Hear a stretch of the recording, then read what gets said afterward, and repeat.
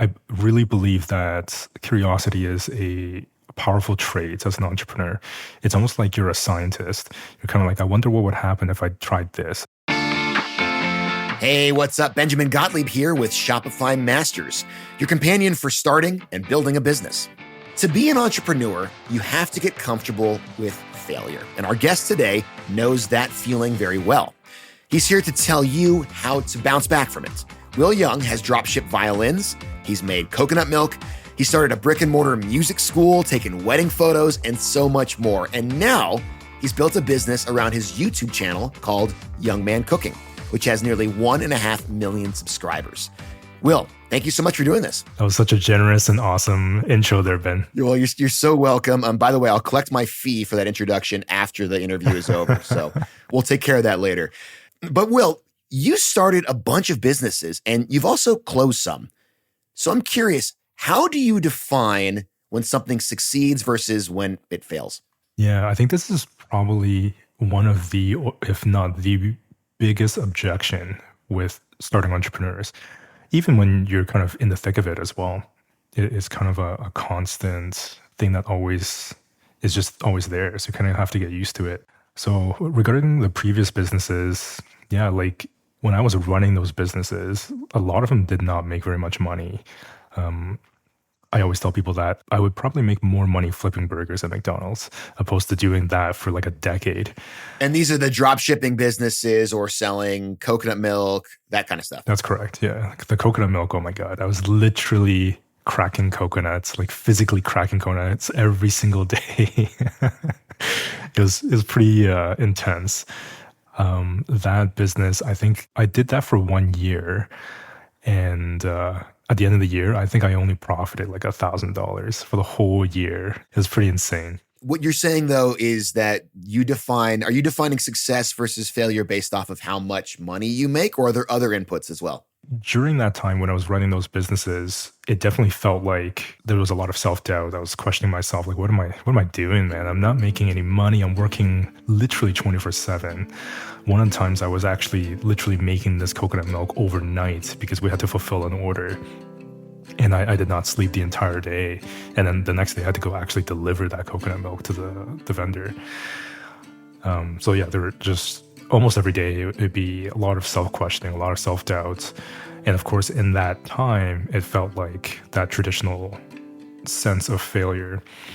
But the long-winded answer is now I put a lot of effort to try to rewire my brain to define that traditional definition of failure into kind of almost something different.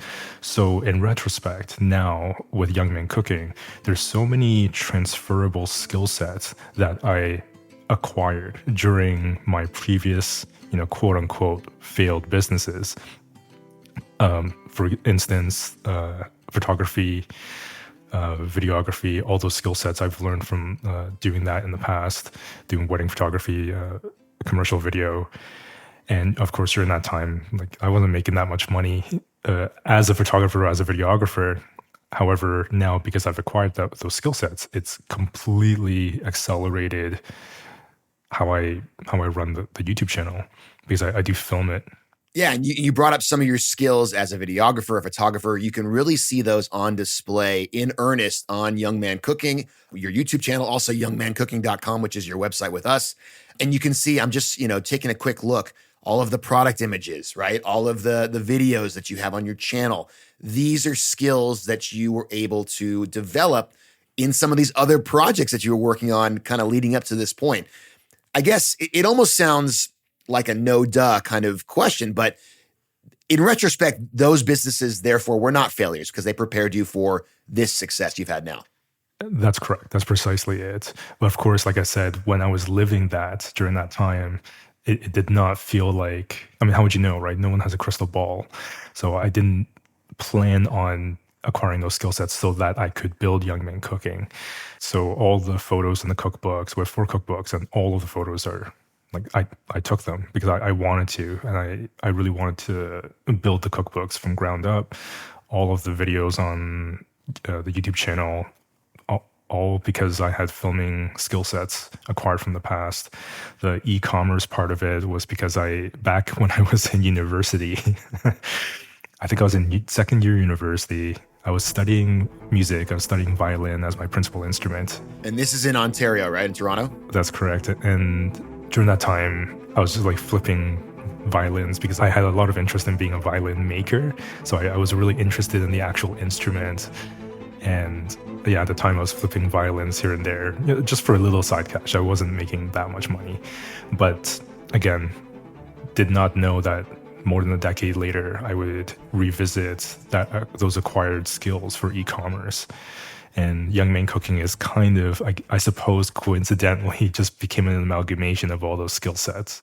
Will, we talk to hundreds of entrepreneurs on this program. And when you do that, you start to glean a number of themes, which our audience, our listeners are familiar with.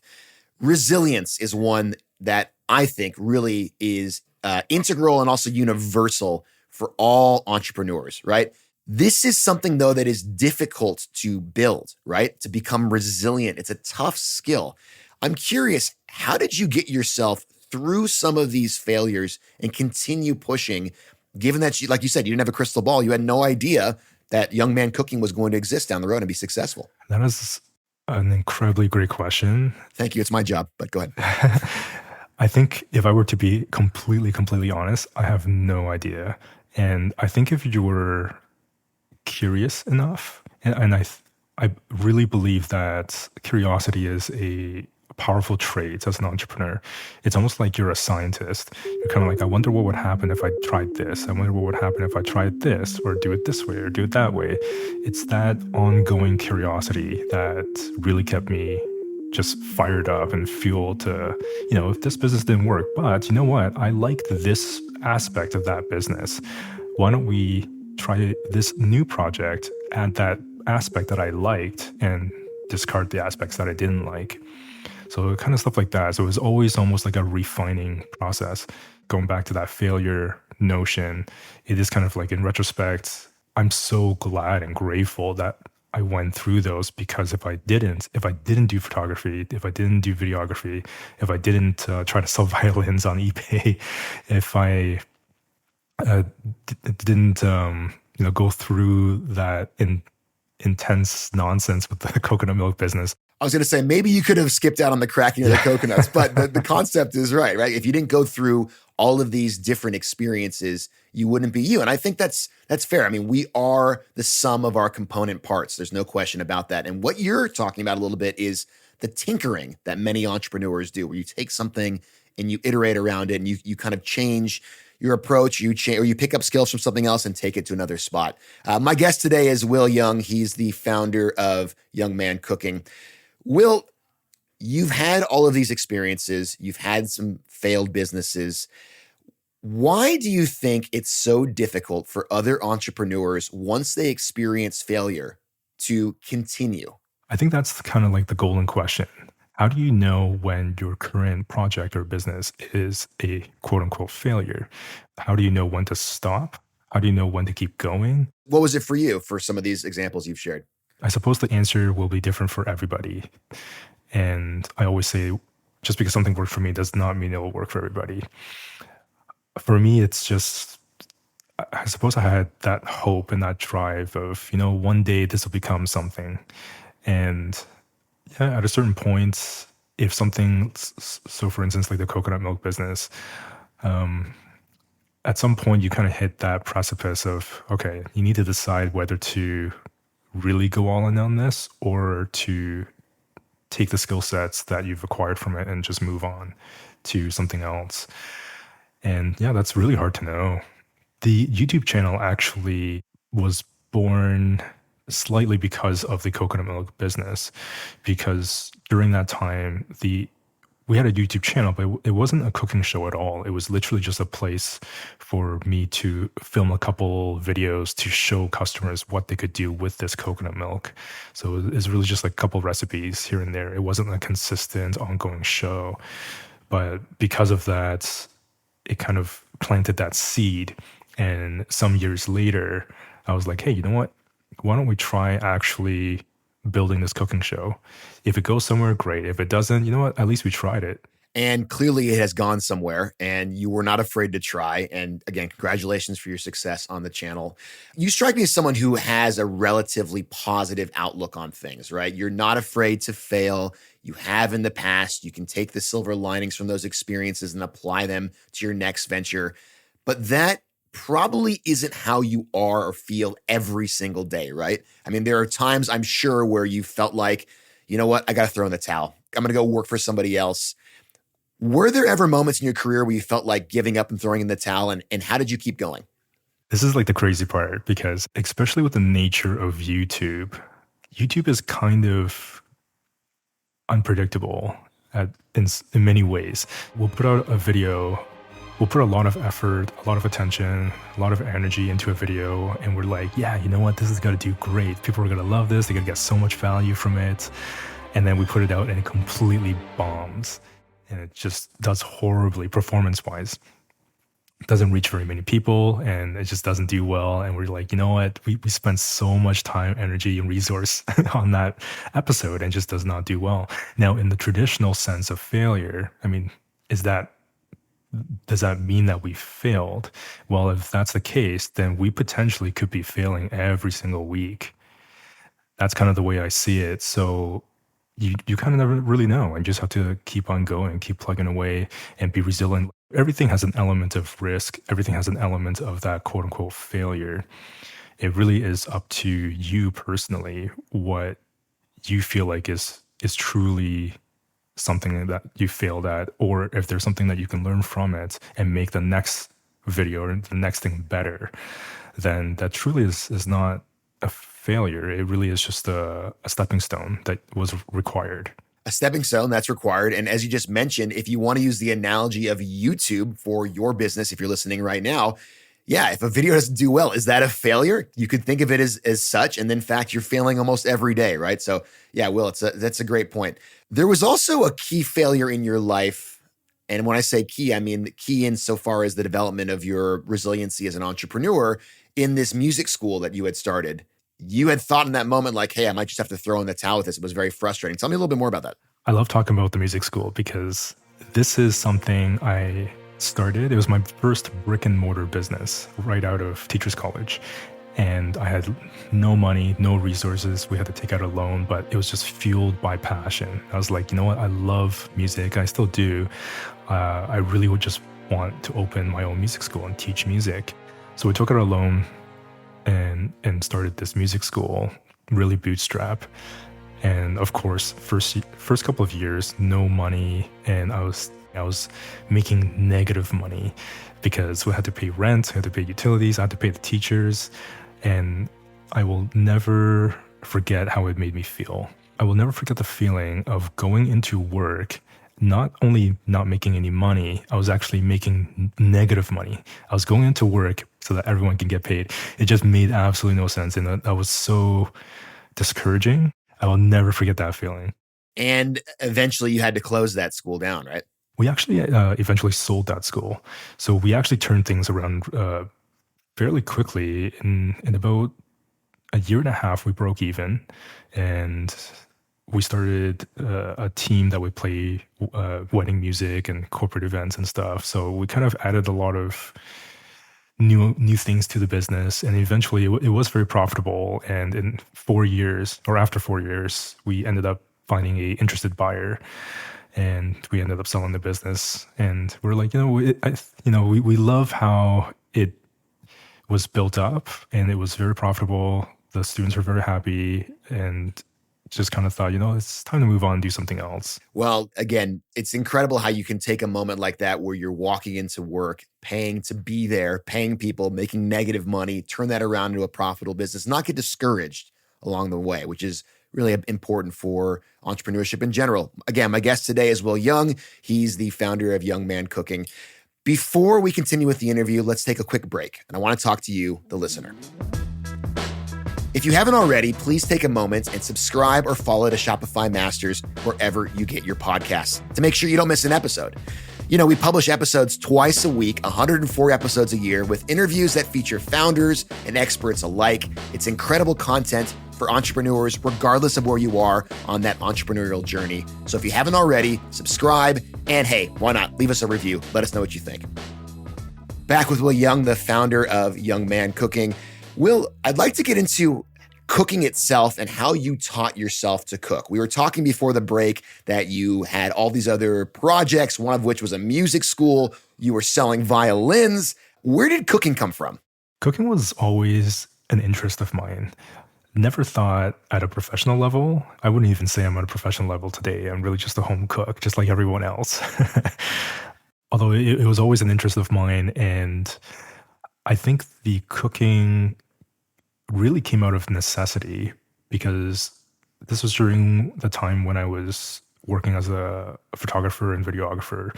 I was always kind of on the go because the projects were always not at your house. And I always had to make quick meals that were easy to put together. But I also really wanted to use real ingredients and not just something that was prepackaged or highly processed. So it kind of just came about because of necessity. And then when I first started, obviously, like I did not know what I was doing, and just find a lot of inspiration from other creators who I think are fantastic, and of course, like celebrity chefs, like everybody else. So you found that inspiration, but it wasn't just, cooking for yourself. You started to find out, or you started to think at some point, like, hey, what I'm doing could become its own thing, its own business, something that I'm doing for myself to feed myself on my way to these shoots, right? These photo and these videography shoots. But Yeung Man Cooking really found its niche with plant-based cooking. Where did that come from? On the channel, I do say that I'm not vegan or whatnot, and the plant-based cooking is exclusive to the cooking show. So we only make plant-based food, and naturally, at home, I mainly cook plant-based anyways off camera. And what really drew me to plant-based, I suppose, cuisine is the kind of going back to that curiosity notion. It's really amazing. It really is incredible how far we've come from just carrot sticks and celery sticks.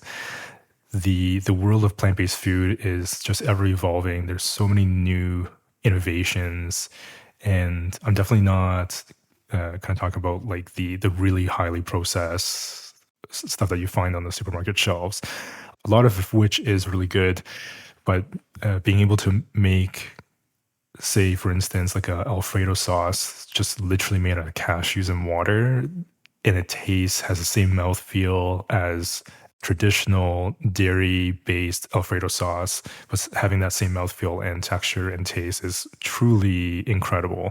And that's just the tip of the iceberg. There's so many different techniques and innovations, and it keeps on evolving with plant-based food. So it keeps me very curious and interested and fascinated. And that's kind of how the theme of plant-based cooking kind of stuck with the show. Well, and you've really found your niche. And I think what makes shows like yours and companies like yours successful is this process of, having a problem to solve, which is what you had. You needed to go out and you were shooting stuff around town. You needed to eat something quickly, but it needed to be healthy. Taking that idea, that problem you solve for yourself, and then bringing it up a level so that you can solve this problem for others, right? But how did you know that that was the right niche for you? Did you just kind of throw something at the wall, or were you like, hey, I think there's an opportunity here for this channel and for my products to focus on being plant-based? I don't think I really ever, I never had a official business plan made up or anything like that. It literally was just I always tell people that, or especially people who, want to start a project, want to start a business, want to be entrepreneurial, I always tell people, just get started. Everything starts as a side hustle. And that thing that you're interested in, that hobby that you really love doing, you're excited to come home from work to, start working on that hobby. That's all you really need. It always starts as something you wanted to do for fun, or you wanted to do as a side hustle. And it really just goes from there. Well, let's talk about what happens from there. So you start the channel, and then you start monetizing your channel, selling merch, selling your cookbooks, which you showed me a little bit earlier. How did you decide what the right products were and the right recipes were to sell? Yeah. I think one thing I've really come to learn and to appreciate is, of course, as an entrepreneur, you do need to make money in order to keep things running, in order to continue building your business. And it is one of those things where if there's no profit, there's no production. So resources do matter. However, I think it's always better to think in the mindset of how much value can you add for people, and the money will be a byproduct of that. So always putting the priority on value. That's kind of what I always ask myself with the current cooking show, is thinking about recipes and videos, episodes that will add a lot of value to the viewers, and it will really help them out with their daily life.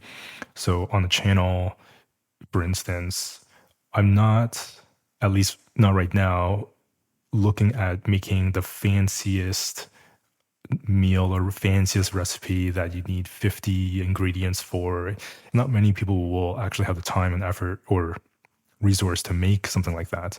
So right now, at least on the channel, we try to focus on stuff that is easy to put together, not too many out there ingredients, stuff that people have access to. And one of the main goals of the cooking show is for me to genuinely, I just want people to feel empowered, feel capable, and be able to make great meals for themselves, for their family, for their friends, right from their very own kitchen.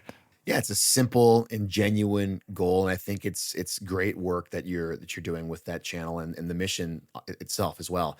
Back to this idea though of recipes and finding out which ones are going to fit in your books, which ones you're going to talk about. Coming up with recipes in and of itself is a process of trial and error, and you could even call that a process of success and failure, right?